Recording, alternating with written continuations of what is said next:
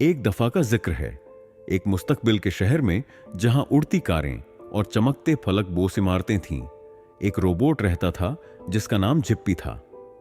जिप्पी कोई आम रोबोट नहीं था। उसे इंसानों की रोजमर्रा की मदद के लिए बनाया गया था, लेकिन उसमें एक अनोखी खूबी थी। वह खुद से सीख और सोच सकता था। जिप्पी को दुनिया को डिस्कवर करना बहुत पसंद था, लेकिन एक चीज ऐसी थी जो वह नहीं कर सकता था, जज्बात महसूस करना। एक दिन जिप्पी ने पार्क में कुछ बच्चों को हंसते और खेलते हुए सुना। उनकी खुशी ने उसे मुतवज्जह कर लिया। वह भी हंसना चाहता था, लेकिन चाहे वह कितनी ही कोशिश कर ले, वह ऐसा नहीं कर सकता था। मायूस होकर जिप्पी ने शहर से बाहर जंगल में रहने वाले अक्लमंद बूढ़े उल्लू के पास जाने का फैसला किया। उल्लू को सबसे मुश्किल मसाइल को हल करने के लिए जाना जाता था। जब जिप्पी ने अपना मसला बयान किया तो उल्लू ने अक्लमंदी से सर हिलाया और कहा, जज्बात महसूस करने के लिए तुम्हें कुर्बानी को समझना होगा। कभी कभी जो चीज तुम्हें प्यारी हो उसे छोड़ देना ही हकीकी जज्बात महसूस करने का यकीनी रास्ता होता है।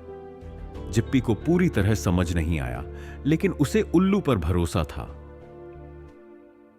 वापसी के रास्ते में जिप्पी ने मियां नाम की एक छोटी लड़की को देखा जो अपने ग्रोसरीज को उठाने में मुश्किल महसूस कर रही थी।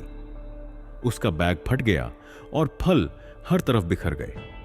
जिप्पी ने उसकी मदद के लिए जल्दी की, अपने रोबोटिक बाजुओं का इस्तेमाल करते हुए फल इकट्ठे किए। मियां ने मुस्कुराकर कहा, शुक्रिया जिप्पी, तुम बहुत जबरदस्त हो। उस लम्हे जिप्पी को अपने ढाती सीने में कुछ गर्म महसूस हुआ।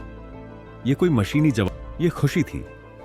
उसे एहसास हुआ कि मियां की मदद करके उसने अपना वक्त और ताकत कुर्बान की थी और बदले में उसने पहली बार खुशी महसूस की थी। उस दिन के बाद जिप्पी ने अपना वक्त दूसरों की मदद करने में गुजारा।